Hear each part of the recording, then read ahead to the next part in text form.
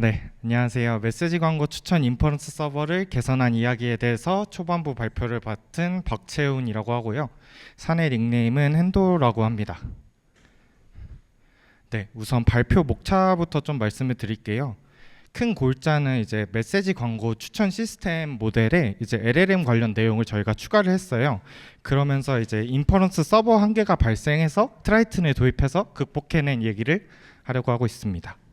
우선은 이제 메시지 광고 추천 시스템이 어떻게 이루어져 있는지를 이제 설명드린 뒤에 LLM이 들어와서 시스템이 어떤 식으로 바뀌어야 했는지를 말씀드리고, 그 이후에 제이린이 이어서 요구사항에 맞추어서 인퍼런스 서버의 문제점이 뭐였고 트라이튼을 통해서 해결한 이야기와 장점에 대해서 설명해 주실 예정입니다. 그래서 시스템 설명에 앞서서 메시지 광고 추천이란 게 무슨 역할을 하고 있는지 잠깐 설명드리려고 하고 있어요. 저희 카카오에는 크게는 두 종류 광고가 있어요. 하나는 디스플레이 광고고 하나는 메시지 광고인데요. 좀 다들 알고 계시겠지만 메시지 광고 같은 경우에는 저희가 이제 와 간만에 톡 왔다 뭐 이랬는데 이제 광고였네 하고 좀 욕하시는 뭐 이런 게 메시지 광고고, 디스플레이 광고는 이제 추가될 때마다 다들 카카오톡 이제 전광판 됐네 막 이러면서 욕하시잖아요. 그게 이제 디스플레이 광고라고 생각해 주시면 될 것 같아요. 디스플레이 광고는 이제 사용자의 의지랑 관련 없이 노출되게 돼 있어요. 이제 여러분이 카카오톡에 들어가면은 우리가 보고 싶든 안 보고 싶든 그 광고를 봐야 되잖아요. 그런 형태인데, 메시지 광고 같은 경우에는 여러분이 직접 이제 친구 추가를 하셔야 되거든요. 광고를 보고 싶다고 무려 친구 추가까지 해주신 거거든요. 그러다 보니까 약간 광고 형태가 좀 특이한 편이에요. 요게 이제 카카오만의 좀 특이한 광고이기도 하고, 그래서 이제 좀 메시지 광고랑 디스플레이 광고의 성향이 조금 다른 편인데, 좀 설명을 드리면은 디스플레이 광고가 보통 한 CTR 클릭률이 한 0.3% 나오면은 와 우리 대박 광고했다 약간 이런 느낌이거든요.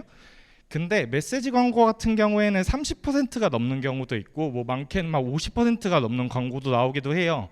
그렇게 이제 클릭률이 굉장히 높은 편인데, 반면에 좀 피로도가 높은 편입니다. 아무래도 채널을 친구를 해서 이제 메시지가 오다 보니까 내가 광고 메시지를 받았을 때 이 채널을 그냥 끊어버려야겠다 뭐 이런 식으로 액션을 하시기도 하고, 아니면은 카카오톡 자체가 너무 이런 광고 메시지가 많이 오네 이런 식으로 좀 피로도를 많이 받기도 해요.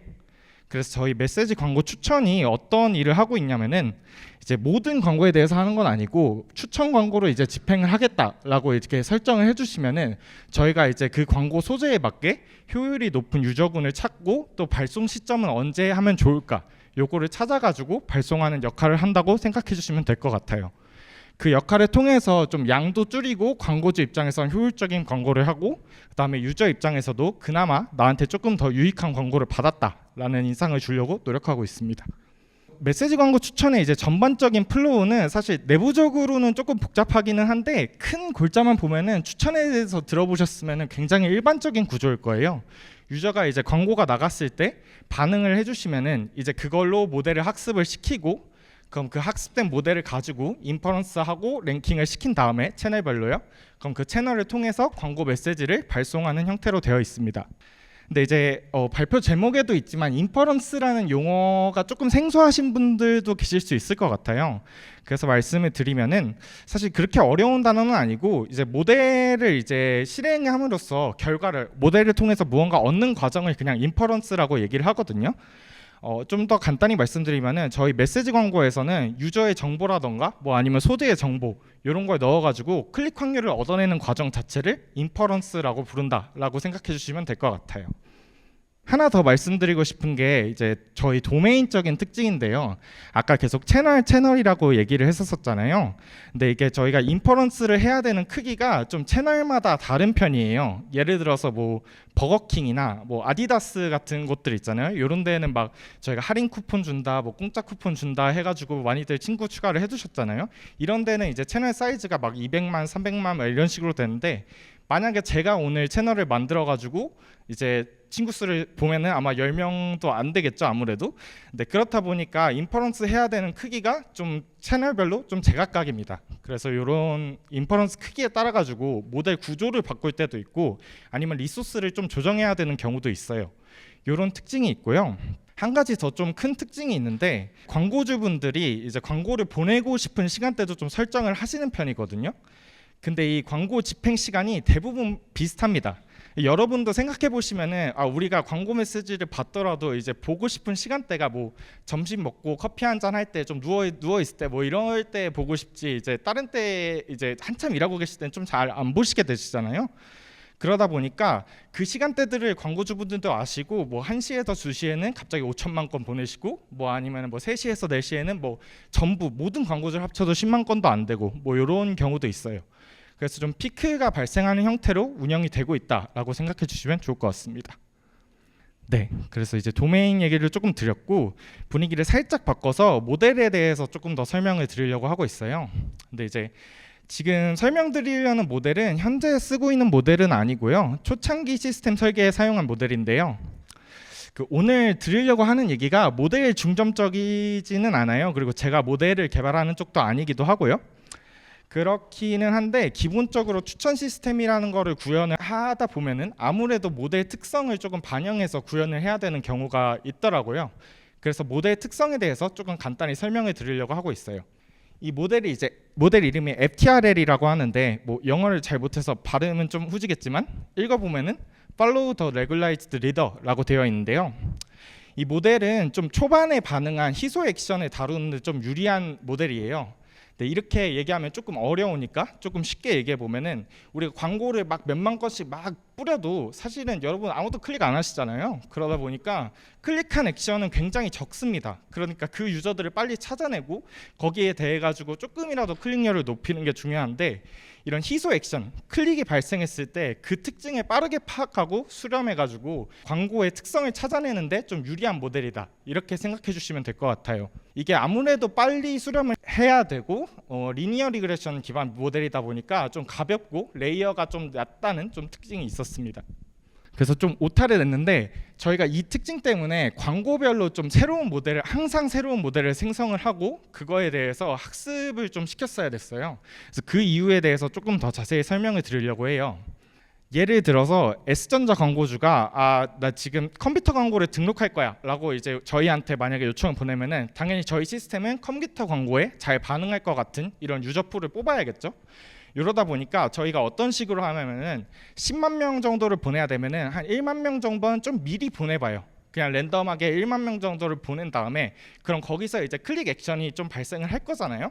그걸 모아가지고 이 모델을 빠르게 학습을 시킵니다. 그럼 사실 1만 명 정도, 10분의 1 정도만 돼도 모델이 꽤 빠르게 수렴을 하는 편이기 때문에 이 광고는 이런 특징의 유저들이 반응을 잘하는구나를 알 수 있어요. 그런 식으로 모델을 학습을 시킵니다. 근데 만약에 이제 H자동차 광고주가 조금 새로 들어와가지고 우리 이제 자동차 광고를 하고 싶어 라고 얘기를 한 거예요. 이때 이제 만약에 앞에 S전자 광고주가 썼던 모델을 만약에 다시 그거 그대로 쓰게 되면은, 이제 모델 입장에서는 나는 이미 컴퓨터에 맞는 후보군을 뽑도록 수렴이 되어 있거든요. 이 수렴이 된 상태에서 만약에 유저군을 처음부터 뽑게 되면은 자동차에 맞는 광고로 이제 가야 되는데, 컴퓨터에 맞는 유저군을 일단 뽑게 되고, 만약에 액션이 많이 들어왔다고 하더라도 이 초반에 수렴된 모델이 다시 자동차 쪽으로 수렴하기는 굉장히 어렵거든요. 어렵고 비효율적이거든요.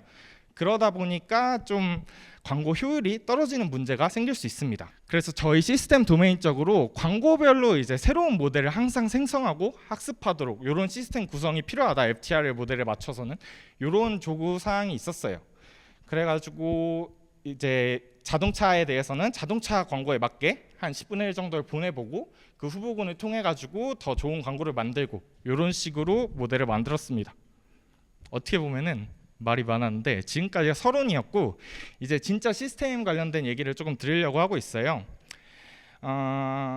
이제 앞에 말씀드렸던 이제 그 광고 모델이라던가 아니면은 뭐 도메인적 특성을 만족하는 시스템을 만들려면은 저희 입장에서는 MLOps적으로 학습 시스템도 구현해야 되고 인퍼런스 시스템도 구현을 해야 되거든요. 이걸 리스트업을 일단 해보고 설계를 해봤는데, 오늘 좀 드리고 싶은 말씀은 학습 시스템까지 얘기하면 내용이 너무 많을 것 같아서 그거는 좀 과감하게 빼고, 인퍼런스 시스템을 통해 가지고 어떻게 많은 모델을 서빙하고 실시간성을 보장했는지, 또 LLM이 들어가면서 모델이 커지니까 어떤 문제가 발생해서 개선했는지를 좀 말씀드리려고 하고 있습니다. 일단 저희 시스템 설명드리기 전에 좀 이제 이런 큰 인퍼런스 시스템을 좀 만져보지 않으신 분들도 계실 수 있을 것 같아서 좀 커머셜 인퍼런스 플랫폼은 어떤 식으로 구성이 되어 있나를 좀 말씀드리려고 해요. 인퍼런스 시스템이라는 것 자체가 커머셜에서는 크게는 이제 인퍼런스 플랫폼하고 인퍼런스 서버라는 개념으로 나뉘고 있는데요. 인퍼런스 플랫폼은 대표적으로는 K서버나 AWS 세이지메이커 같은 친구들이 있어요. 이 친구들이 뭐를 하냐면은 결국에는 인퍼런스 서버라는 친구들을 배포하고 관리하고 또 라우팅하는 이런 플랫폼 역할을 합니다. 우리가 모델을 이 플랫폼에다가 등록을 하면은 이 플랫폼이 서버들을 사용해 가지고 런타임을 올리고 거기에 이제 트래픽이 갈 수 있도록 라우팅을 조정하는 역할을 한다. 이렇게 생각해 주시면 될 것 같아요. 반면에 이제 인퍼런스 서버는 어떤 역할을 하냐면은 이제 요거는 대표적으로 오늘 발표 주제에 있는 엔비디아 트라이튼이라던가 뭐 많이들 또 아시는 토치 서브 뭐 이런 친구들이 있는데 얘네는 진짜 모델을 메모리에 올려가지고 인퍼런스 자체를 하는 역할을 합니다. 그러다 보니까 좀 인퍼런스라는 주제 자체에 좀 최적화가 되게 되어 있어요. 뭐 예를 들어서 뭐 캐싱이라던가 배치 처리라던가 아니면은 칩에 맞춰가지고 런타임을 변경한다던가 이런 역할을 하는 인퍼런스 자체에 좀 집중한 친구들이다라고 봐주시면 될 것 같습니다. 네, 그리고 뭐 인퍼런스 서버 같은 경우에는 트라이튼처럼 다양한 프레임워크를 지원하는 친구도 있지만 토치 서버처럼 우리는 파이토치 모델 구조에 대해서만 지원을 똑바로 하겠다 뭐 이런 친구들도 있는 편이에요. 네, 말이 좀 길었는데 좀 짧게 요약해서 말씀을 드리면은 인퍼런스 플랫폼은 지휘자 역할을 하고 있고 어떻게 보면은 그러면 이제 연주자 역할은 인퍼런스 서버가 하고 있다 이렇게 생각해 주시면 될 것 같습니다.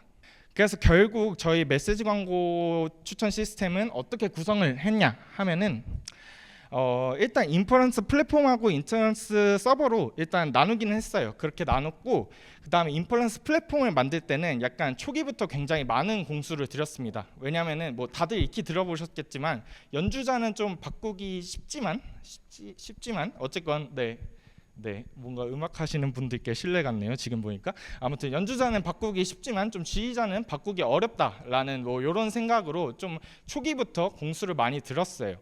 저희 메시지 광고 같은 경우에 아까 말씀드린 것처럼 이제 피크 치는 뭐 이런 트래픽 조절도 필요하고 아니면은 뭐 서버 리소스를 관리한다던가 또 저희가 A/B 테스트나 뭐 모델 구조를 바꿀 일도 있고 채널 사이즈에 따라 가지고 모델이 작은 거는 작은 레이어로 아니면 뭐 깊은 거는 좀 깊은 레이어로 뭐 이런 서빙도 해야 됐기 때문에 사실은 K서브라는 친구가 있으면은 요거를 다 해결은 할 수는 있는 상황이었습니다. 그런 플랫폼을 다 수용을 할 수는 있는데 이 K서브를 혹시 써보신 분이 있으시면은 바로 공감하실 수 있을 것 같은데 이 친구가 되게 무겁고 되게 크고 되게 공부해야 될 게 많아요. 근데 그거에 비해서 저희가 써야 될 기능은 굉장히 제한적이었거든요. 그래서 이 친구를 진짜 다 공부하고 리스크를 감내하면서 도입하기보다는 저희가 그냥 플랫폼을 직접 개발하자 이쪽으로 정리를 했습니다. 그래서 이제 이 중에서 이제 저희가 이미 이스티오가 있었기 때문에 헤더 기반으로 이제 모델이 등록됐을 때 라우팅하게 하는 뭐 이런 기능 같은 경우를 차용을 했고요. 그다음에 저희는 광고 채널 규모에 따라서 이제 인퍼런스 서버 스케일링이 필요했기 때문에 그 기능도 차용을 해서 넣어놨고요. 그다음에 광고가 이제 시작하고 끝나면은 아까 말씀드렸다시피 계속 리소스를 잡고 있으면은 이제 피크 타임에 이제 리소스가 부족할 수 있기 때문에 광고 라이프 사이클이 끝나면은 배포가 이제 종료되도록 동적 배포 시스템을 구현을 해놨습니다. 이제 반면에 이제 인퍼런스 서버 같은 경우에는 좀 대충 했어요. 당시에는 좀 왜냐면 그 플랫폼에 워낙 힘을 많이 쏟기도 했고 좀 최소 요구 사항만 만족하면 된다라는 생각이 있었어요. 왜냐하면은 아까 말씀드렸다시피 FTRL 모델이 워낙 작기 때문에 딱히 연산을 하는데 우리가 그렇게까지 힘을 들일 필요가 있을까? 사실 연산도 빠르고요. 이래가지고 크게 필요하지 않았어요. 기존 모델이 이제 오닉스만 지금 사용하고 있기도 했고 이래가지고 JVM하고 오닉스 런타임만 조합해서 만들 수 있으면은 JVM이 저희가 가장 편하게 쓸 수 있는 언어니까 그리고 저희는 전사 APM, AEM이 되게 지원이 잘 되고 있어서 그냥 JVM 플러스 오닉스 런타임으로 구현을 하면 되고 트라이튼 같은 경우에는 바로 도입하기에는 좀 뭐 씨뿔 뿌린 것도 좀 마음에 다들 아마 고민을 해보셨으면 아시겠지만 씨뿔 뿌린 것도 마음에 걸리고 뭐 러닝 커브도 좀 높고 뭐 이런 게 좀 과하다고 생각을 했습니다. 그래서 좀 빠르게 인퍼런스 서버를 구성을 해놨었어요. 네, 근데 요 상황에서 이제 LLM 유행을 좀 타기 시작했습니다. 뭐 사실 제 얘기는 아니지만 모델러분들이 좀 유행에 민감하시니까 네, 유행을 좀 탔어요. 그래서 오픈 AI나 뭐 다들 아시는 뭐 구글 바드라던가 아니면 오늘 저희가 발표한 저희 네, 아무튼 카나나 같은 이런 모델들이 있죠. 이런 자연어 모델이 들어오면서 약간 추천 쪽에도 좀 저희뿐만이 아니라 아마 거의 모든 회사에서 아 이거 LLM을 어떻게 활용해 봐야 될까 뭐 이런 얘기를 아마 다 위쪽에서 내려오셨을 것 같아요. 그래서 저희도 아 이거 혹시 광고를 하시는 분들이 계실 것 같아가지고 조금 미리 말씀을 드리면은 저희가 약간 그 법적인 리스크나 뭐 여러 가지 문제로 광고 쪽에서 이제 메시지 같은 경우에는 소재 카테고리나 소재 정보를 좀 많이 받지 못하고 있었어요. 그런 걸 좀 받지 못하고 있었고요. 뭐 아무튼 이제 이전에는 광고를 조금씩 보내보면서 FTRL 모델이 이 광고는 어떤 성향을 가지고 있다 뭐 요거를 이제 찾는 모델이었다면은 이제는 LLM으로 이제 생성형으로 인베딩을 통해 가지고 아 광고 소재가 등록되었을 때 아 이거는 컴퓨터에 대한 광고고 파란 광고고 뭐 어투가 공적이구나 뭐 요런 피처들을 좀 뽑을 수 있게 되었습니다. 물론 옛날에도 할 수 있었지만 다른 모델들 써가지고 할 수 있었지만 다들 아시겠지만 약간 ROI가 중요하잖아요. 그리고 생각보다 그렇게 성능이 잘 나오지도 않고요. 그래서 이렇게 쉽게 이런 특징들을 뽑을 수 있다는 게 저희 모델링 쪽 하는 입장에서 좀 되게 큰 장점이 되었어요. 네, 이러다 보니까 광고 소재와 관련된 인베딩도 이제 새로 이제 유저 정보뿐만이 아니라 사실 광고 소재 또 더하면 이제 채널 정보 뭐 이런 것들이 이제 새로 인풋으로 들어오기 시작했고 모델도 그에 맞춰서 굉장히 커지기 시작했습니다. 네, 그래서 이제 FTRL처럼 앞에 말씀드렸던 것처럼 광고 소재로 빠르게 수렴을 시키는 게 아니라 모델 사이즈가 커졌으니까 그거에 맞게 메시지 광고를 광고별로 학습을 시키는 게 아니라 모든 광고에 대해서 학습을 시키기 시작했어요. 그리고 그 이름을 글로벌 모델이라는 이름으로 네, 학습을 시키기 시작했거든요. 이렇게 하다 보니까 이제 이런 식으로 이제 클릭 확률을 예측할 수 있게 됐어요. 예를 들어서 아까 얘기한 S전자 광고였으면은 뭐 파란 계열의 광고다, 그리고 컴퓨터 광고다, 뭐 이런 거를 이제 뽑을 수 있게 되었고 저걸 통해 가지고 그리고 이제 만약에 제가 이제 저한테 보내야 된다 하면은 저는 뭐 컴퓨터 직장에 다니는 사람이구나, 뭐 이런 거를 이제 뽑을 수 있게 되었으니까 그 둘을 조합해 가지고 클릭 확률을 예측할 수 있는 형태로 바뀌게 되었습니다. 네, 이렇다 보니까 이제 당연히 기획분들도 욕심이 나실 수밖에 없고요. 그래서 좀 비즈니스 종류가 조금 확장이 되었어요. 비즈니스 종류가 많이 확장이 되면서 이제 저희한테 새로운 요구사항이 좀 추가가 되었는데요. 2천만 명 규모의 채널들에 대해서 3초 이내에 우리가 전체 클릭 확률을 낸다, 이런 이제 요구사항이 추가로 들어오게 되었습니다. 이렇다 보니까 앞에 이제 제가 좀 대충 만들었다 그랬잖아요. 그 프로토타입으로 만든 인퍼런스 서버가 좀 문제를 일으키기 시작했는데요. 이 이야기는 제이린이 이어서 해주실 예정입니다. 네, 안녕하세요. 광고 추천팀의 신지영이라고 합니다. 영어 이름으로는 제이린이라고 하고요. 저희가 앞에 발표에서는 메시지 광고의 모델과 그리고 요구사항이 많이 변화했다고 말씀을 드렸는데요. 이어서 발표할 내용은 저희가 이러한 변화에 대응을 하면서 어떤 점에서 어려웠고 어떻게 해결했는지에 대한 내용입니다. 네, 그래서 저희가 해결해야 했던 요구사항을 요약하면 기존보다 약 6배가 커진 모델의 인퍼런스 시간을 14분의 1 수준으로 단축하는 것이었습니다. 그래서 안정적으로 2천만 건의 요청을 3초 안에 처리를 한다는 건 90%의 요청을 약 0.3ms 이내로 처리를 하는 상황이었는데요. 여기에 몇 가지 제약이 같이 존재했습니다. 우선 GPU 없이 CPU로만 서빙이 가능했고요. 스케일업이나 아웃 같이 물리적인 비용이 들어가는 방식은 우선 고려하지 않았습니다. 그리고 모델 정밀도의 경우에는 양자화 과정 없이 32비트의 부동소 수점을 유지해야 했습니다. 어떻게 보면 상당히 좀 까다로운 조건들이었지만 저희가 처음에는 기존 인퍼런스 서버를 좀 잘 고쳐보자라는 생각을 했어요. 그래서 메시지 광고의 인퍼런스 구조 중에서 최적화가 필요한 부분들을 하나씩 찾아보게 되었습니다. 저희가 첫 번째로 성능 개선이 필요하다고 판단한 부분은 네트워크와 데이터 전처리와 관련된 부분이었습니다. 이걸 이제 파악하게 된 계기가 있는데요. 저희가 부하 테스트를 여러 번 진행하면서 RPS가 TPS보다 항상 작은 이슈가 있었어요. 그래서 네트워크상의 대기가 길고 인퍼런스 이외의 지점에서 병목이 발생하고 있다고 좀 판단을 했었습니다.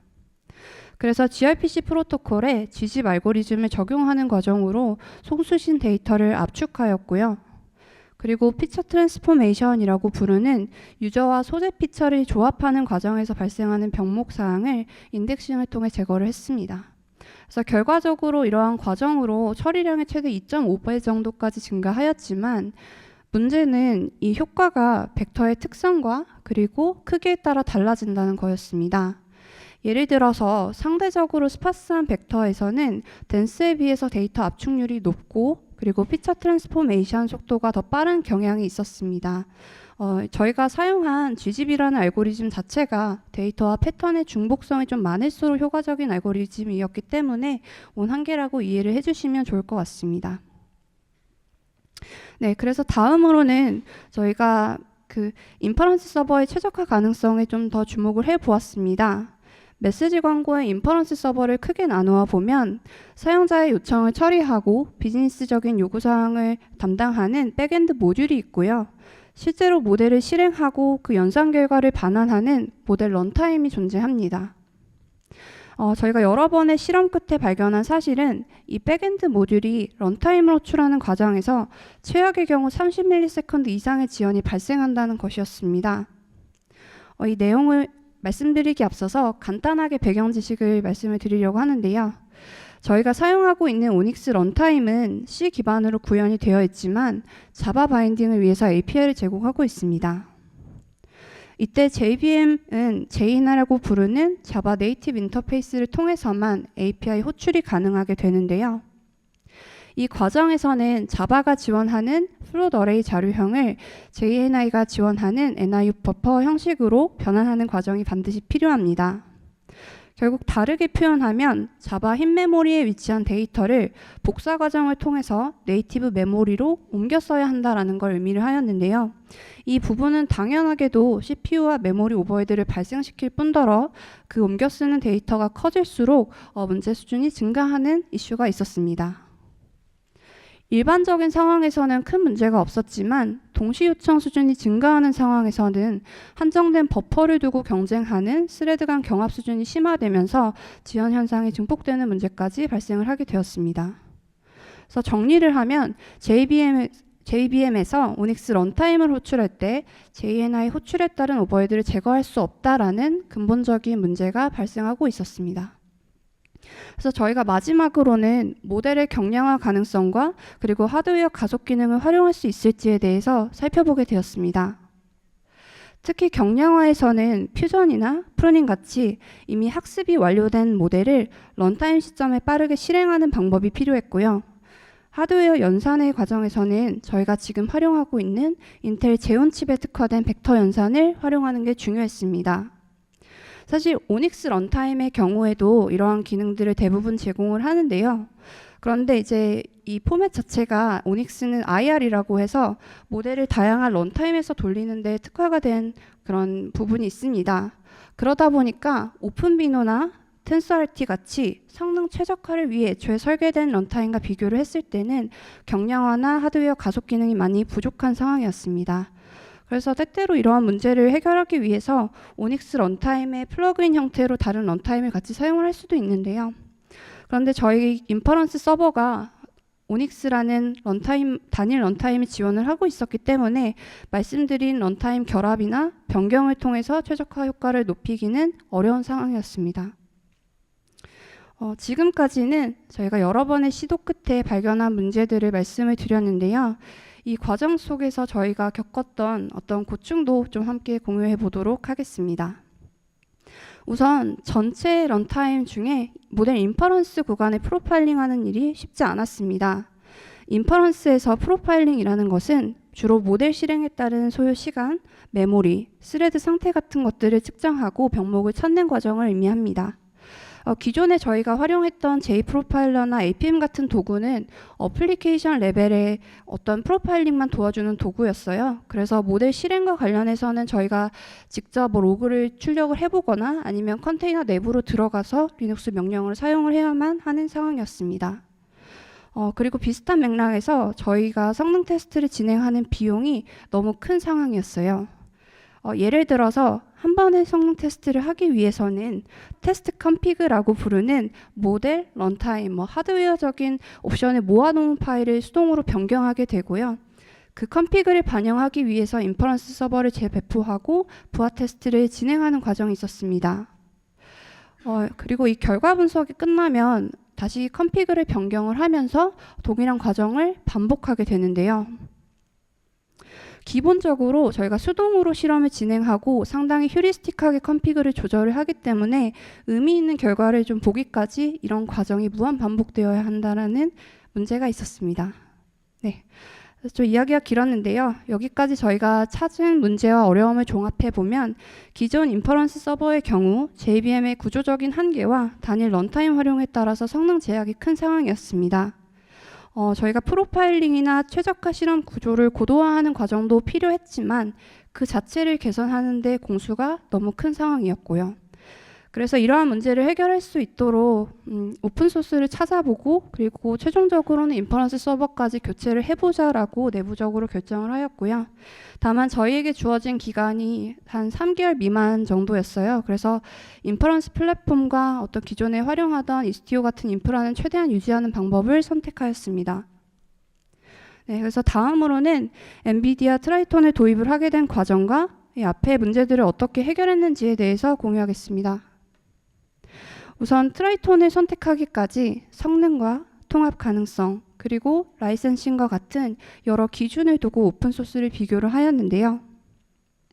최종적으로는 엔비디아의 트라이톤 그리고 구글의 텐서플로우 서빙 그리고 아탈리아사의 벤토ML을 비교해 보았습니다. 간단히 그 특징을 비교해 보면 엔비디아 트라이톤과 텐서플로우 서빙의 경우 C 기반으로 구현이 되어 있기 때문에 오닉스 런타임을 호출할 때 드는 오버헤드가 없다라는 장점이 있습니다. 그리고 다른 두 오픈소스와 비교했을 때 트라이톤이 가장 다양한 런타임을 지원을 하고 있었는데요. 따라서 앞서 말씀드린 경량화와 그리고 하드웨어 가속 기능을 활용할 기회가 가장 풍부한 오픈소스라고 좀 판단을 하였습니다. 그리고 트라이톤의 경우 실시간 인퍼런스에 가장 적합하다고 평가가 될 뿐더러 동적 배치나 모델 병렬 실험과 같이 전체 코어 활용률을 높이면서도 전체 처리량을 개선할 수 있는 그런 기능들을 함께 제공을 하고 있습니다. 사실 벤토ML도 이러한 기능을 동일하게 지원을 했는데요.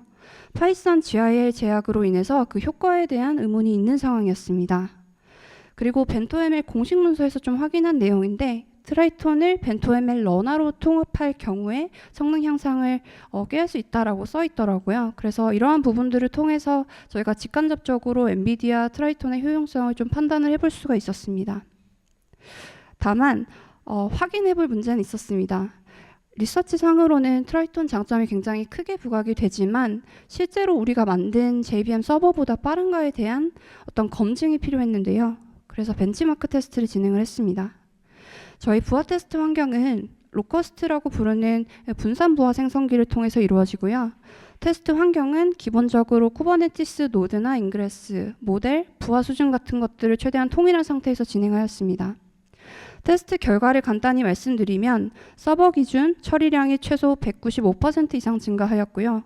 90%의 레이턴시가 최소 83% 이상 감소하는 결과를 얻었습니다.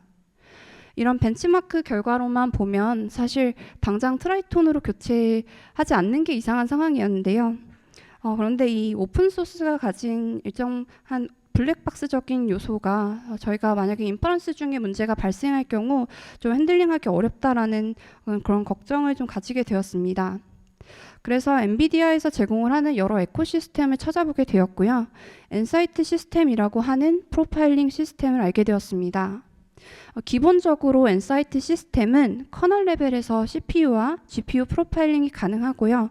그 결과를 시각화하는 데 특화된 도구입니다. 저희가 사용하는 오닉스 런타임의 내부 콜스택까지 자세하게 확인을 할 수 있게 되면서 런타임 중 에러가 발생하거나 인퍼런스 성능 저하가 발생할 경우 원인 파악이 가능해졌습니다. 앞선 검증 과정들을 거쳐서 드디어 인퍼런스 서버를 교체를 하게 되었습니다. 그래서 첫 번째 단계로 메시지 광고 도메인에 특화된 비즈니스 로직을 클라이언트 서버로 이관하였습니다. 만약에 비즈니스 요구사항이 변화될 경우 기존에 저희가 유지보수하고 있는 클라이언트 서버만을 좀 변경하도록 사전 조치한 내용이고요. 그리고 이후에는 트라이톤이 지원하는 프로토콜이자 커머셜한 인퍼런스 서버들이 채택하고 있는 오픈 인퍼런스 프로토콜을 적용을 하였습니다. 기존에 저희 인퍼런스 서버는 실제로 서빙하고 있는 모델의 입출력 벡터에만 좀 맞추어져 있었어요. 그런데 오픈 인퍼런스 프로토콜을 적용을 하면서 이제는 어떤 모델의 입출력 형태라도 모두 수용 가능한 형태가 되었습니다. 세 번째 단계에서는 트라이톤의 모델 레포지토리 에이전트 기능을 활용을 해서 스토리지에 있는 모델 파일을 트라이톤 서버 구동 시점에 메모리에 로드할 수 있도록 처리하였습니다. 그리고 마지막 단계인데요. 저희가 새로운 광고가 들어오는 대로 인퍼런스 서버를 동적으로 배포를 하고 있어요. 이때 동적으로 배포를 하는 도커의 이미지를 트라이톤 베이스로 교체하였습니다. 기존 인퍼런스 서버가 트라이톤으로 대체되면서 동적 배치나 시퀀셜 배치 같은 고급 배치 유형을 지원할 수 있게 되었고요. 다중 모델을 서빙하고 병렬 처리를 할 수 있는 고급화된 스케줄링 기능을 포함할 수 있게 되었습니다. 그리고 지원 가능한 런타임 또한 오닉스와 오픈비노, VLLM, 텐서플로우 등 총 4개를 지원하는 방식으로 확장할 수 있게 되었습니다. 저희가 중간중간 나왔지만 저희가 트라이톤을 도입하면서 얻게 된 점이 많습니다. 그리고 그중 제일 중요한 부분은 스케일 변경이나 추가 리소스 할당 없이 약 2천만 건의 인퍼런스를 2.96초 내로 처리를 했다는 것이고요. 저희가 벤치마크 테스트 때 이제 보여드렸던 것처럼 서버 교체에 따라서 애초에 베이스라인 성능 자체가 개선이 되었고 뒤에서 말씀드릴 최적화 과정에 따라서 이 목표가 달성 가능했다고 보시면 좋을 것 같습니다. 다음으로 얻은 효과는 프로파일링 기반으로 모델 런타임 성능을 최적화할 수 있었다는 것입니다. 저희가 처음에 LLM 모델로 인퍼런스를 할 때 무조건 병렬성이 높으면 좋지 않을까라는 생각으로 오닉스 런타임 내부의 스레드 옵션을 굉장히 높게 설정했었습니다. 그런데 엔사이트 시스템 프로파일링을 통해서 병렬성을 키울 경우에 퓨텍스가 빈번하게 발생을 하고 스레드 블로킹이 지속적으로 발생을 하는 문제를 파악했습니다. 사실 저희가 서빙하는 LLM 모델 사이즈가 최대 한 20MB 정도로 LLM 모델 중에서도 상대적으로 작은 축에 속하는데요. 프로파일링을 통해서 작은 모델의 잦은 스레드 전환은 오히려 병목으로 작용할 수 있다는 걸 좀 알게 되었고요. 결과적으로 오닉스 런타임의 스레드 수를 하향하면서 문제를 해결할 수 있게 되었습니다. 마지막으로는 저희가 트라이톤 모델 애널라이저라는 유틸리티를 쓰게 되면서 성능 테스트 비용을 많이 줄일 수 있었습니다. 이 모델 애널라이저라는 기능을 간단히 소개해드리면 로커스트처럼 트라이톤 서버로 가상의 요청을 넣어줄 수 있는 부하 생성기 역할을 하고요. 자동으로 테스트 케이스를 만들고 성능 분석까지 진행해주는 도구입니다. 그래서 예를 들어 오른쪽에 위치한 그림처럼 각각의 테스트 케이스에 대한 성능 분석을 진행하고요. 왼쪽 그림처럼 최종적으로는 가장 높은 성능을 보여준 테스트 케이스에 대한 컨피그를 뽑아주게 됩니다. 이런 유틸리티를 활용을 하게 되면서 기존에 수동으로 진행을 했던 성능 테스트를 자동으로 진행할 수 있었습니다. 그리고 모든 테스트를 완전 탐색하면서도 목표 레이턴시와 스루풋을 달성할 수 있는 옵티멀한 컨피그를 찾을 수 있었습니다. 네, 마지막으로는 향후 계획을 말씀을 드리면서 발표 마무리를 하겠습니다. 단기적으로 저희가 생각을 하고 있는 거는 실시간으로 모델 최적화를 테스트할 수 있는 파이프라인을 만들어 보려고 합니다. 지금은 새로운 모델이 들어오면 실제 서빙 전에 모델 애널라이저를 돌리고 있는데요. 앞으로는 새로운 모델이 추가되는 과정에서 자동으로 이 테스트가 수행되게 좀 바꾸고 싶습니다. 그래서 모델 생성과 테스트에 대한 사이클을 조금 더 빈번하게 가져갈 예정이고요. 그리고 저희가 트라이톤으로 바꾸면서 하나의 서버에서 다양한 모델을 동시에 실행할 수 있게 되었어요. 그래서 이 기능을 활용을 해서 이제는 정적으로 트라이톤 서버를 클러스터에 띄워놓고 HPA를 통해서 피크를 대응할 수 있도록 작업할 예정입니다. 그리고 장기적인 계획도 있습니다. 사실 저희가 트라이톤을 도입한 순간 GPU 서빙에 대한 초석을 이미 다져놨다고 생각을 하거든요. 그래서 GPU 도입이 가능하게 된다면 트라이톤과 텐서RT 조합으로 이제 저희가 다시 한번 테스트를 하고 싶은 바람이 있습니다. 그리고 모델 크기가 더 커질 경우에는 앞으로 모델을 분할하고 다시 합쳐서 추론할 수 있도록 트라이톤이 제공하는 앙상블 기능을 활용해 볼 예정입니다.